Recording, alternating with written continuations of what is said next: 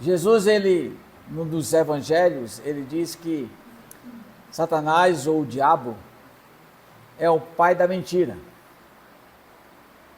E ele continua com as mentiras deles até hoje. Sempre ele vai lançar mentiras no nosso coração. E uma das mentiras que ele tenta colocar na nossa vida praticamente diariamente é: Deus não te ama. Deus não está interessado mais em você. Agora, sabe qual é o motivo dele vir com essas mentiras? É porque nós pecamos. E toda vez que a gente peca, toda vez que a gente quebra um princípio da palavra de Deus, Satanás, ele vem, ele é que nos leva a pecar. Ele vem, tá vendo aí, você não é santo, você não é justo, você não é filho. Aí ele diz, e Deus não te ama, não adianta mais você ir na casa de Deus, não adianta mais você ler a Bíblia. E muitas vezes nós vamos aceitando essa mentira, por falar tanto a mentira de Satanás, nós começamos a acreditar nas mentiras, achando que é verdade isso, que Deus não nos ama. Mas Deus nos ama. A maior prova do seu amor, diz a palavra de Deus, é que Deus deu o seu Filho, deu a Jesus para morrer naquela cruz por nós. Isso é prova de amor, ele já deu a prova, não precisa mostrar mais. Ele continua nos mostrando que Deus nos ama. Mas a questão é, no nosso dia a dia, nós cometemos pecados. Por exemplo, daqui de Canoinhas até Papanduva, a velocidade máxima permitida é 60. Se eu coloco 70, 80, 90 ali, eu estou arriscando quebrar o meu carro, porque tem alguns buracos, né? Mas não vamos esquecer os buracos dali. Mas se por acaso eu coloco 80 ali, eu estou pecando. Porque a velocidade permitida é 60. Então nós cometemos pecados tantas vezes durante o dia.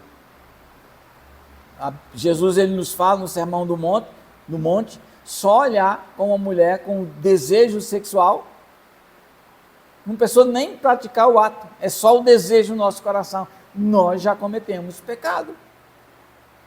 Aí Satanás, diante disso, Satanás vem e diz, você não é amado de Deus. Mas eu quero dizer que nós erramos, mas Deus é o Deus da oportunidade. Deus é o Deus que nos dá uma segunda, uma terceira, uma quarta chance, para que a gente possa continuar tendo comunhão com Ele. Quer um exemplo? Deus deu uma segunda oportunidade ao rei Davi. Ele matou nos seus generais, ele adulterou com a esposa desse homem, ele fez um monte de coisa errada, mas Deus deu uma segunda chance para ele. Quando você olha a história de Pedro e dos demais apóstolos, Pedro negou a Jesus, e os apóstolos, quando Jesus foi preso, o que foi que eles fizeram? Fugiram. Não tiveram tanta coragem como Pedro, mas fugiram. 2 deles estavam brigando, um para ficar à direita, outro para ficar à esquerda de Jesus. Lá em João, nos últimos capítulos de João, diz que Jesus, Pedro, junto com os outros apóstolos, ele diz, vamos pescar. E Jesus então aparece a eles e restaura a vida daquele homem, dando uma segunda chance. E ele pergunta, você me ama? Você me ama? Você me ama? Deus através de Jesus está dizendo assim, eu sou o Deus da oportunidade. Aqueles homens estavam tirando o foco de Jesus e colocando foco na antiga profissão deles, pensando somente neles. Mas o nosso Deus é o Deus de oportunidade. E nós precisamos entender isso. Nós não podemos jamais abandonar esse Jesus, que jamais ele vai nos abandonar. Eis que estou convosco todos os dias até a consumação do século. Ele está conosco. Agora, como é que o nosso Deus é o Deus de segunda oportunidade? Vamos lá para o texto básico, que é a carta que o Senhor Jesus envia à igreja de Éfeso, que está lá no livro de Apocalipse, capítulo 2, o verso 1. No livro de Apocalipse, capítulo 2, começa então o apóstolo João, debaixo de uma revelação de Deus, ele começa então a escrever algumas cartas a 7 igrejas. E a primeira igreja da qual ele vai ministrar, que ele vai falar, é a igreja de Éfeso. E diz assim o texto: e ao anjo da igreja em Éfeso escreve: essas coisas diz aquele que conserva na sua mão as 7 estrelas, e que anda no meio dos seus candeeiros de ouro. Conheço as suas obras, tanto o teu labor como a tua perseverança, e que não pode suportar homens maus, e que puseste à prova os que a si mesmo se declaram apóstolos e não são, e os já achastes mentirosos. E tem perseverança e suportaste prova por causa do meu nome, e não te deixaste esmoecer. Tenho, porém, contra ti que abandonaste o teu primeiro amor. Lembra-te, pois, de onde caíste, arrepende-te e volta à prática das primeiras obras. E se não, venho a ti e moverei do teu lugar o teu candeeiro, caso não te arrependas. Tem, contudo, a teu favor que odeias as obras dos nicolaítas, as quais eu também odeio. Quem tem ouvido, ouça o que o Espírito diz às igrejas. Ao vencedor, dar-lhe-ei que se alimente da árvore da vida que está diante do nosso Deus. Amados, aqui tem um texto que me chamou a atenção essa semana. E Deus me levou a meditar nesse texto e eu quero compartilhar algumas lições das quais o Senhor ministrou no meu coração. A primeira lição é que Jesus, ele tem autoridade sobre a sua igreja. Por quê? Lá no verso 1, ele diz que ele, nas suas mãos, tem algo. Nas suas mãos tem algo de valor.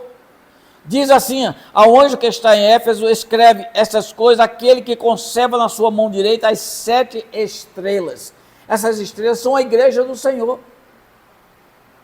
E ele tem autoridade para segurar nas suas mãos, demonstrando o seu poder sobre a sua igreja, sobre a sua vida, sobre a minha vida. Nada foge do poder dele. A Bíblia nos fala que quando sai uma palavra da boca de Deus, ela não voltará vazia. Não voltará vazia, mostrando o poder de Deus. Jesus tem esse poder nas suas mãos.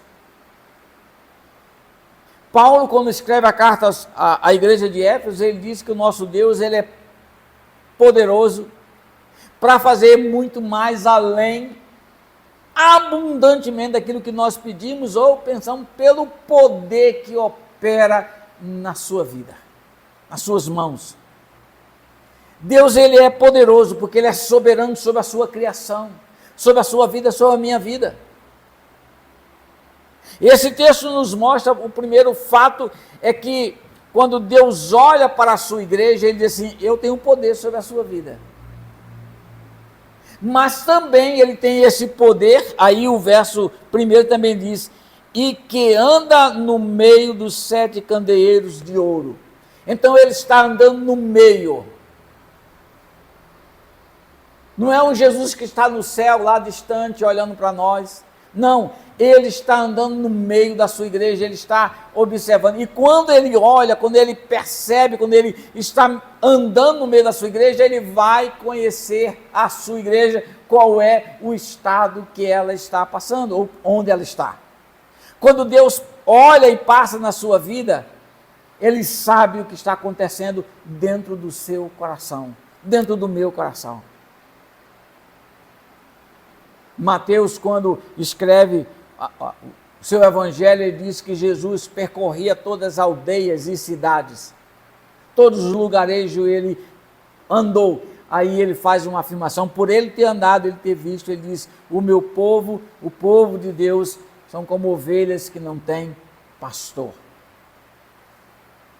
Porque ele viu, apesar da vida religiosa que aquele povo na sua época tinha, a tal ponto de ter uma igreja, que era uma sinagoga, de 3 em 3 quilômetros tinha uma sinagoga.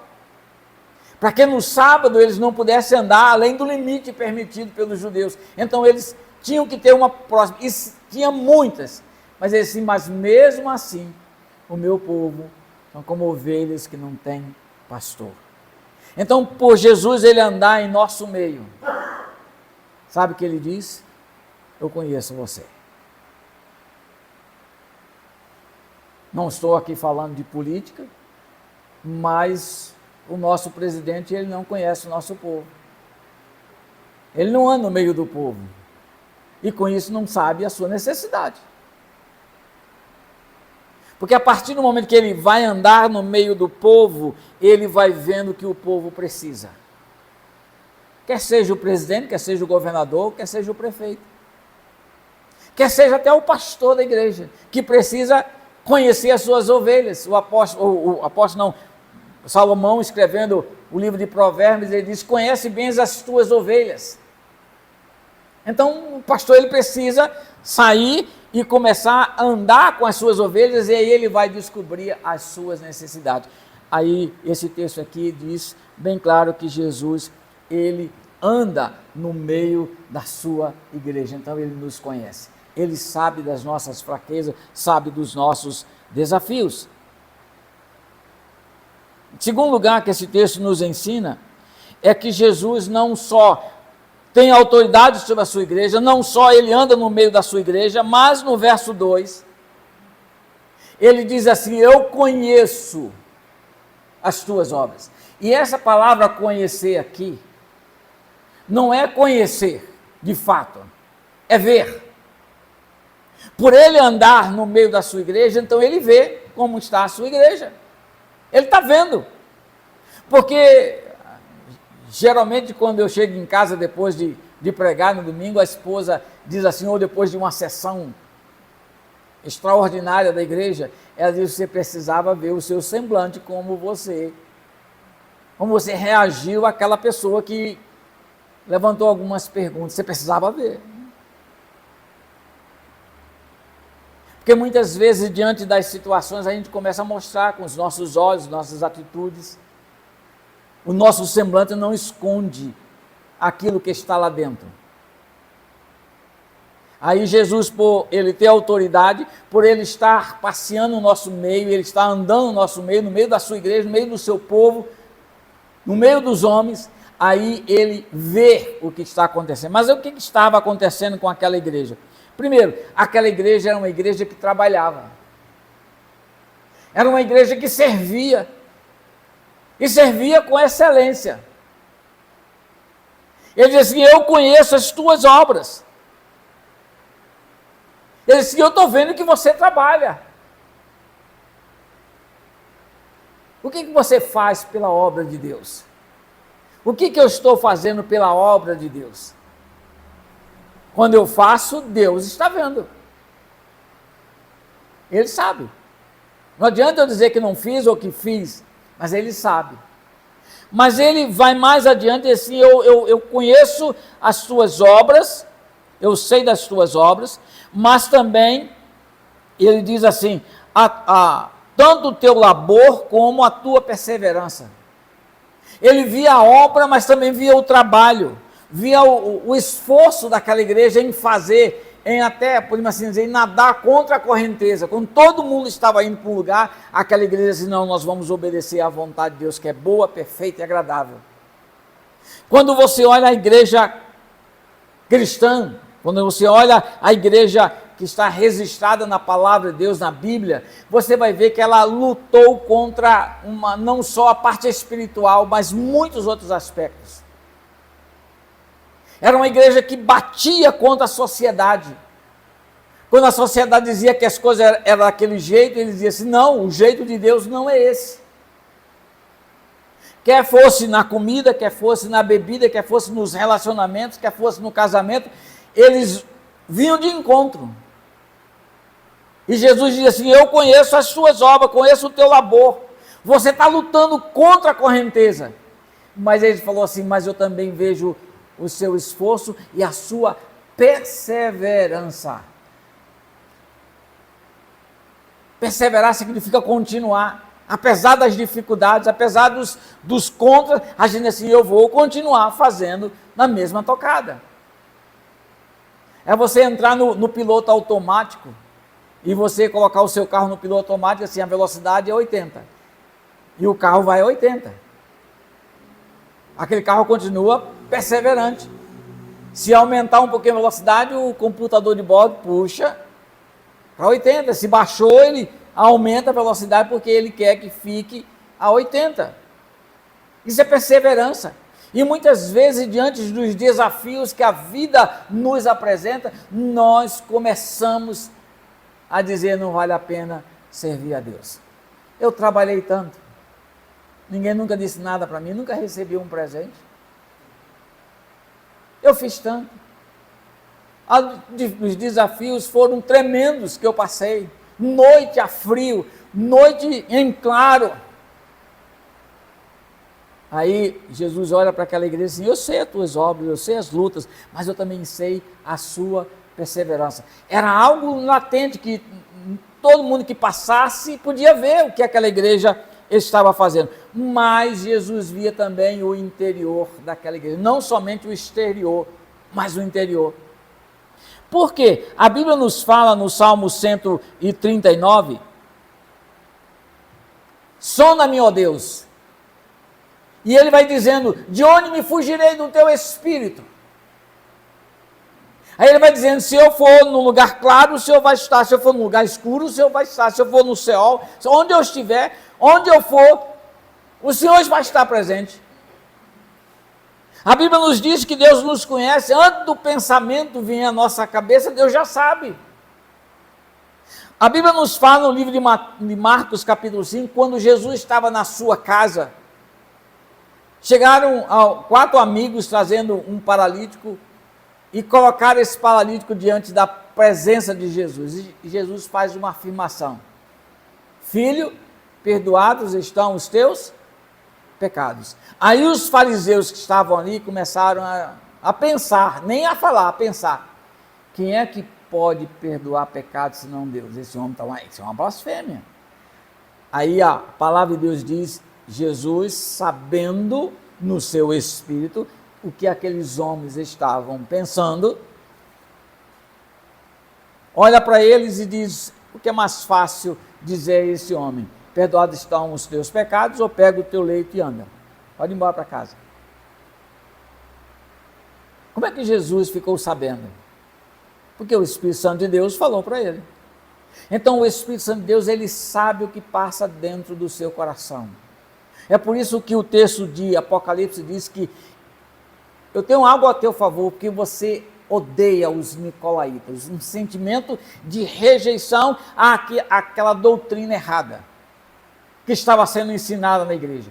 Jesus sabia o que passava dentro do coração daqueles homens, não somente a parte externa, mas a parte interna. Jesus conhece. Aí entra aqui a motivação. Esses dias atrás tivemos a oportunidade de estudar quais são as 3 maneiras da gente servir a Deus. Muitos servem a Deus por obrigação, porque foi comprado pelo sangue de Jesus. Então eu tenho que servir a Deus por obrigação. Ele é meu Senhor, eu sou escravo, eu tenho que fazer, ponto final, acabou. Mas outras pessoas servem a Deus como mordomos. Eu não tenho mais nada, agora tudo é dele, então eu vou servir como mordomo. Mas um mordomo, ele serve por interesse. Vai receber um bom salário, vai trabalhar na sombra, vai comer a comida que o seu Senhor come. Então é um interesse. Muitas pessoas servem a Deus por interesse. Eu vou para a casa de Deus porque eu quero receber uma bênção.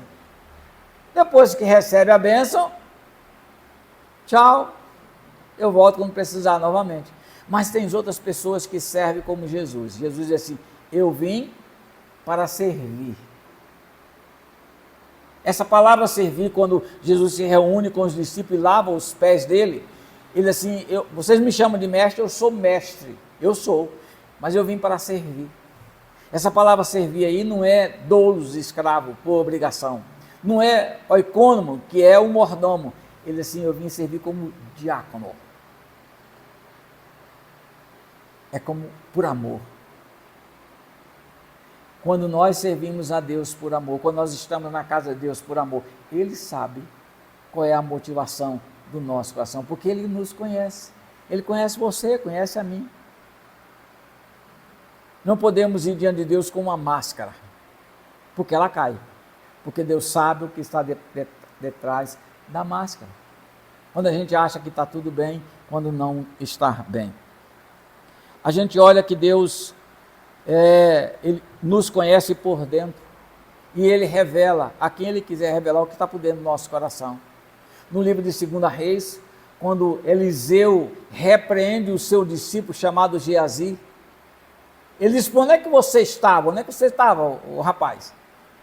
Estava dando umas voltas por aí, fui ali fazer um negócio importante, mas quando Eliseu já sabia, porque o Espírito de Deus já tinha revelado para ele, que ele estava fazendo coisa que não devia. Vocês estão entendendo que Deus conhece por dentro de nós?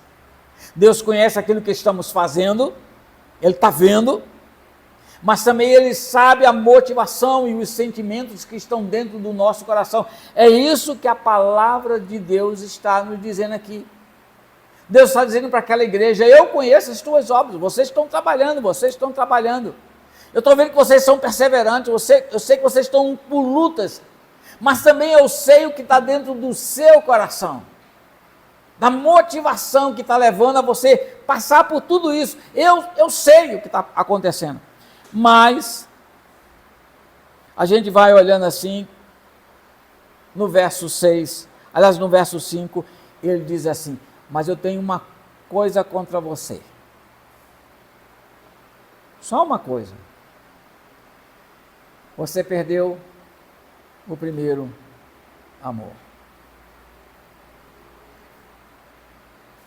Quando você, os casados que estão aqui, quando você estava namorando, você ia a longas distâncias para ver a sua amada. Alguns moravam pertinho, outros não. Eu morava longe, tinha que pegar 2 ônibus para ir lá na casa dos pais da minha esposa, da Gilma. 2 ônibus, saía 10 horas da casa dela, porque o pai já nos expulsava depois das 10. E chegava às 11h30 na minha casa. E eu ia com alegria. Muitos saíam uma distância de 10, 20, 40 quilômetros para ir ver a amada. É o primeiro amor. Aí depois que casa, depois de algum tempo, aí fica na frente da televisão e a esposa pede uma ajuda e ele diz, você não está vendo que eu estou assistindo o meu programa predileto, quer seja um futebol ou sei lá o que for? Aquele primeiro amor vai se perdendo. Não anda mais junto, não ora mais junto, se perdeu. Isso às vezes dentro da própria igreja, e Jesus está dizendo para aquela igreja, você perdeu o primeiro amor. Esse primeiro amor, quando nós entregamos a vida para Jesus, muitas vezes nós sentamos nos primeiros bancos. Aí com o passar do tempo a gente vai sentando mais para trás, mais para trás, mais para trás, e quando a gente perde o primeiro amor, nós estamos no último banco, e daqui a pouco está em pé na porta, e às vezes não sente mais falta da casa de Deus. E às vezes a gente pensa que está tudo certo. E quando a gente se afasta da casa de Deus, da presença de Deus, a gente começa a colocar a culpa nos outros. Foi por causa disso, daquilo, aquilo outro. Eu já passei por isso. Mas o que Deus nos fala? Por Jesus ter poder sobre a sua igreja, por Jesus, Ele vê aquilo que está por fora e por dentro de nós, da sua igreja, você como discípulo dele, você como pessoa amada por ele, então ele vem assim, eu quero conceder mais uma oportunidade para você, não sei se vai ser a última, mas mais uma oportunidade, Eu quero dizer para você, aí ele nos confronta, você perdeu o primeiro amor. E muitas vezes a gente perde o primeiro amor e não percebemos isso. Perdemos a alegria de estar na casa de Deus, perdemos a alegria de contribuir na casa de Deus, perdemos a alegria de exercer o dom que Deus nos deu para ser usado para abençoar outras pessoas.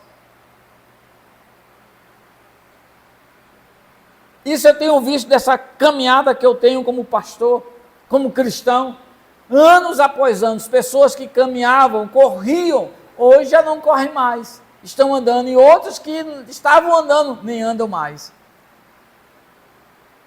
E se eu não tomar cuidado, eu sou tentado a entender ou a interiorizar as mentiras de Satanás. Deus não te ama. Aí eu me afasto da casa de Deus, da presença de Deus, do meu relacionamento com Deus, eu perco esse primeiro amor. Sou tentado todos os dias a pensar dessa maneira.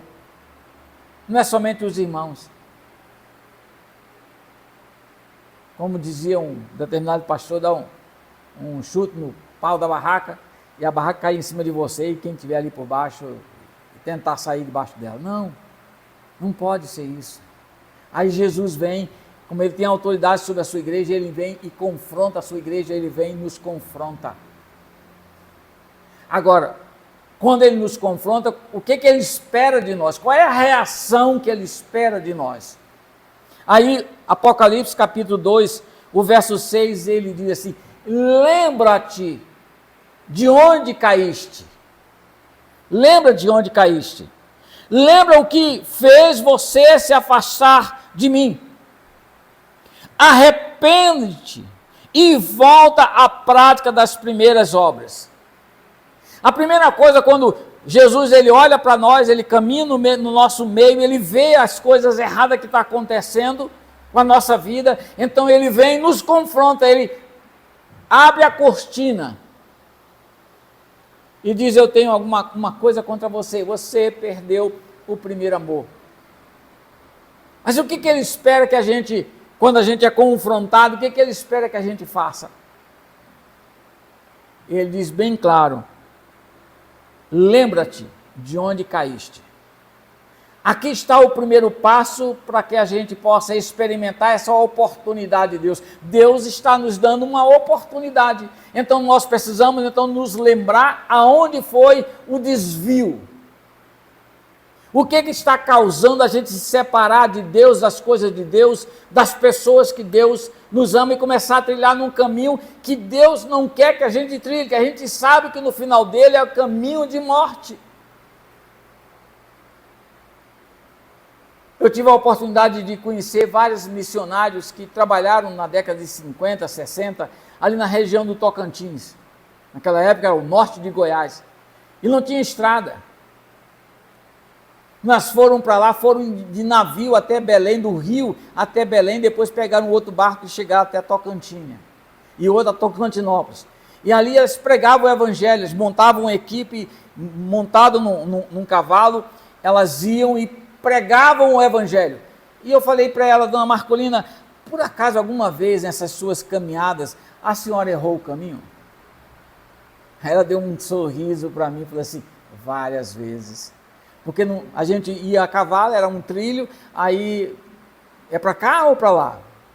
É para a direita ou para a esquerda? A gente não sabia. Ah, então vamos para cá. A gente entrava ali, não tinha uma placa. A gente chegava na primeira casa, a primeira pessoa, e perguntava: aonde é que vai dar esse caminho? As pessoas diziam assim: aqui é o último lugar que você chega, que eu moro aqui, depois de mim não mora mais ninguém. É só mata. Aí eu falei: o que a senhora fazia? Simples, né?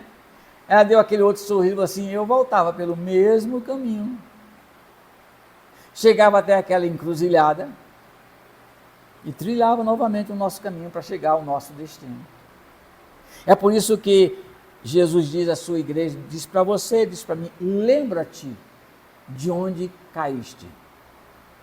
Se perdemos o primeiro amor, ou estamos perdendo o primeiro amor, nós precisamos saber qual é o motivo.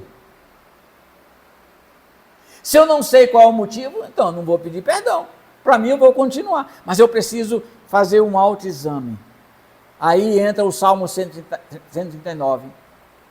Sonda-me, ó Deus, e vê se há em mim um caminho mau. Se tiver, aí Deus vai para o segundo degrau. Primeiro, saber onde caiu. O segundo degrau, ele diz assim: arrepende-te. O que é arrepender? Arrepender é reconhecer que errou, pedir perdão e meia volta vou ver. Porque se continuar no mesmo caminho, vai dar numa rua sem saída, vai bater a cabeça na parede. Aí Jesus diz assim para aquela igreja e para nós: se você está perdendo o primeiro amor, lembre, não descobri, eu sei, não foi que errei. Então eu devo pedir perdão. Arrepende-te. O autor de Provérbios, ele diz assim: feliz é o homem que confessa o seu pecado e não o pratica mais. Ele é bem-aventurado. Então não é somente eu ter consciência de onde eu caí, que está levando eu a perder o primeiro amor, é eu me arrepender. E quando eu me arrependo, eu preciso pedir perdão. Sabe o que Deus faz quando nós pedimos perdão? Ele nos perdoa, ele esquece, ele joga para suas costas, ele apaga e ele coloca os nossos pecados lá no fundo do mar. É assim que Deus faz. Quando eu me arrependo, ele me perdoa. Quando eu peço perdão, ele me perdoa. Até aí tudo bem. Eu já deu o segundo passo. Aí Jesus vem, diz: eu quero uma outra ação sua. Era uma ação daquela igreja minha e sua, para praticar o primeiro amor, diz assim: e volta à prática das primeiras obras. Amados, aquela igreja era uma igreja certinha. Era uma igreja que confrontou os homens maus, confrontou os falsos apóstolos, confrontou os nicolaístas, as heresias que estavam surgindo na igreja. Era uma igreja que conhecia a palavra de Deus e colocava ela em prática, mas estava faltando algo. Era o primeiro amor. A ortodoxia da doutrina estava bem clara ali, mas estava faltando algo no coração daqueles homens. Quando nós estamos vivendo o primeiro amor, a gente quer ter o momento da comunhão com Deus, quer na nossa casa, quer na comunhão aqui na igreja, a gente vem, mesmo que esteja chovendo. Eu venho. O salmista, ele diz que ele queria ser como o pardal e a andorinha que fez o seu ninho na casa de Deus. Então a gente quer viver na comunhão com Deus, porque a gente vai ouvir Deus. Praticar as primeiras obras. Deus quer que a gente volte no lugar onde a gente errou e acerte o caminho e comece a viver o primeiro amor a cada dia.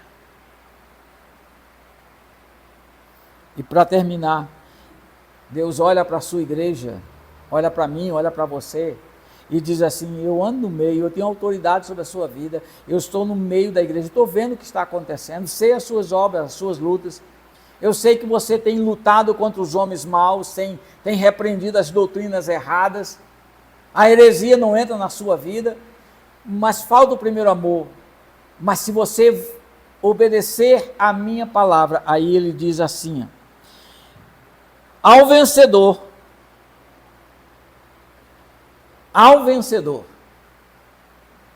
porque se eu não praticar o que a palavra de Deus diz, eu estou sendo derrotado. E eu estou sendo derrotado porque no verso 7, assim: quem tem ouvidos, ouça o que o Espírito diz à igreja. É o Espírito Santo de Deus falando à sua igreja assim: olha, volta ao primeiro amor. E muitas vezes nós não queremos ouvir a voz do Espírito, queremos fazer do nosso jeito, da nossa maneira. Aí nós começamos a arranjar argumento de um lado ou de outro. Eu tento isso.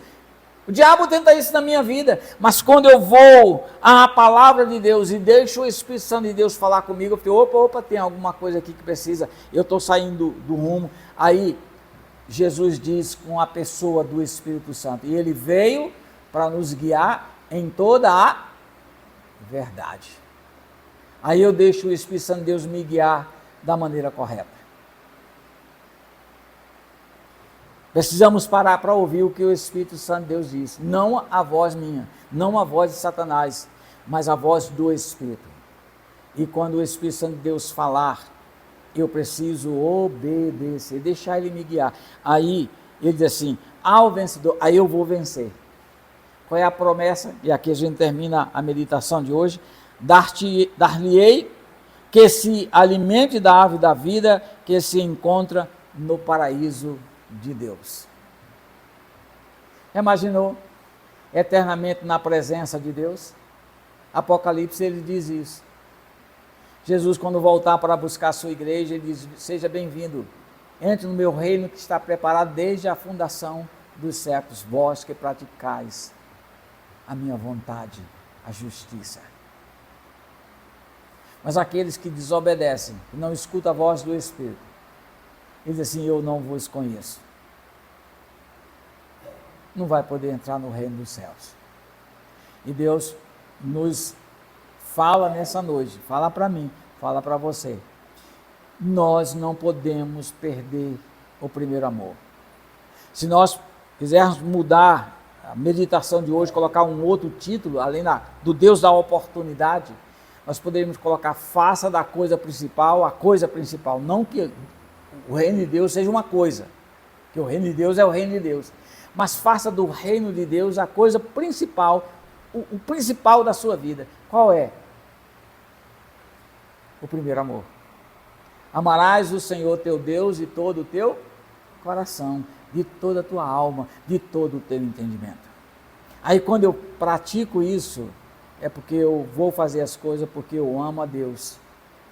Não porque eu quero nada de Deus, mas porque eu amo. Porque eu sei que Ele me ama.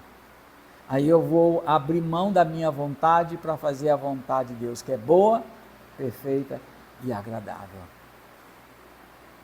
Deus é o Deus de oportunidades. Ele deu oportunidade para mim.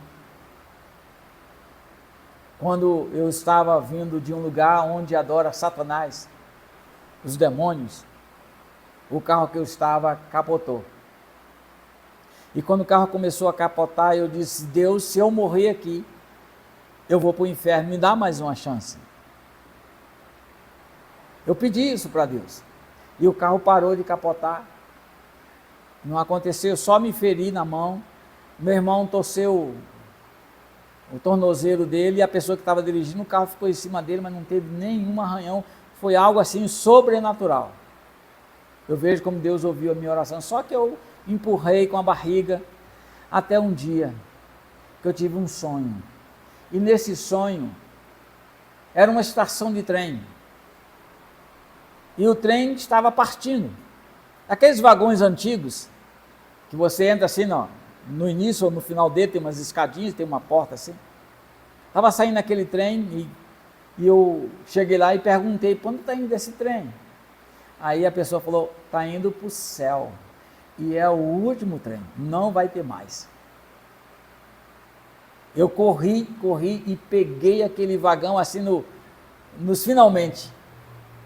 O último vagão, eu consegui segurar ali, me joguei dentro e entrei dentro do trem. Aí eu acordei. E depois dali eu tive a oportunidade de ouvir que eu era uma ovelha sem pastor. Que se eu entrasse na presença de Deus, através de Jesus, eu ia entrar, ia ser cuidado e Ele estaria comigo todos os dias. Eu entendi isso. E Deus mudou a minha história. E Deus tem colocado no meu coração o desejo de servi-lo. Muitas vezes eu digo para vocês, já pensei em desistir de tudo que vocês possam imaginar. Diante dos desafios, diante das mentiras. Mas Deus sempre disse, volte ao primeiro amor. Não perca ele. Lembre-se o que você está fazendo de errado. Arrependa-se. e pratique as primeiras obras. E eu tenho exercitado isso no meu dia a dia, dizendo: Deus, não é fácil, não é fácil. Deus fala assim: nunca foi e nunca será. Eu quero dizer para vocês, amados de Deus, que Deus trouxe nessa noite, que vão nos escutar mais adiante. Deus ama vocês. Não caia na mentira de Satanás. Deus ama vocês. Se os desafios têm batido a sua porta e o desejo seja desistir de tudo, não desista. Não desista. Ele te ama. Lembra-te aonde você caiu. O culpado não são os outros, é você mesmo. Cada um dará conta de si mesmo a Deus. Você sabe qual é a vontade de Deus, então faça. Não é fácil, nunca foi fácil, nunca será. E você vai ver o que Deus vai fazer na sua vida. Você vai ter que abrir mão de muitas coisas para agradar o Senhor que te salvou. Eu quero convidar você a baixar a sua cabeça e conversar com Deus. Como está o seu amor para com o Senhor? Como está a sua paixão? Quando você escuta de Deus, quando você é convidado para ler a palavra, para ter comunhão com Deus, o seu coração bate de alegria? Ou diz assim, mais uma vez, se bate de alegria, amém, continue. Se não, se o desafio tem batido a sua porta, lembre onde você caiu, peça perdão, se arrependa e volte à prática do primeiro amor, e você vai ver que Deus é o Deus de oportunidade. Ele quer nessa noite segurar na tua mão direita, tirar os seus pés do lamaçal e colocar você sobre uma rocha e levar você mais perto do Pai. Converse com Deus. Deus, nessa noite nós estamos aqui porque o Senhor nos permitiu estar presente na tua casa, no meio desse teu povo, aqui na cidade de Canoinhas, para ouvir essa palavra. Ó Deus, quando o Senhor fala, muitas vezes a gente não compreende, muitas vezes a gente não quer ouvir, muitas vezes a gente se rebela contra ti, mas essa é uma verdade, ó Deus, que o Senhor nos convida ao arrependimento, o Senhor nos convida a voltarmos às primeiras práticas, que o Senhor nos convida a examinar o nosso coração e ver se alguma coisa está errada, e o Senhor mostrar onde, e a gente então mudar de direção para a gente te agradar. Nos abençoa, que ao voltarmos para a nossa casa, a gente volte debaixo da tua paz, que a gente volte, ó Deus, debaixo do teu amor, da tua graça, que a gente veja, ó Deus, a tua proteção, e que essa semana seja uma semana de oportunidades na tua presença, de restauração, de restituição, e que a gente deixe de andar no caminho errado, de acreditar nas mentiras de Satanás, e a gente possa ouvir a tua voz, o teu Espírito falando conosco, porque a tua palavra diz que nós somos mais do que vencedores, porque nós estamos em ti, e que a gente vença, Senhor, a cada dia, a cada momento. Que o Senhor nos abençoe e nos guarde, e que essa semana seja uma semana de vitória, aonde nós colocarmos a planta do nosso pé. Que o Senhor te abençoe e te guarde, e faça resplandecer o seu rosto sobre ti, e te dê a paz que excede a todo entendimento. Em nome de Jesus, amém e amém.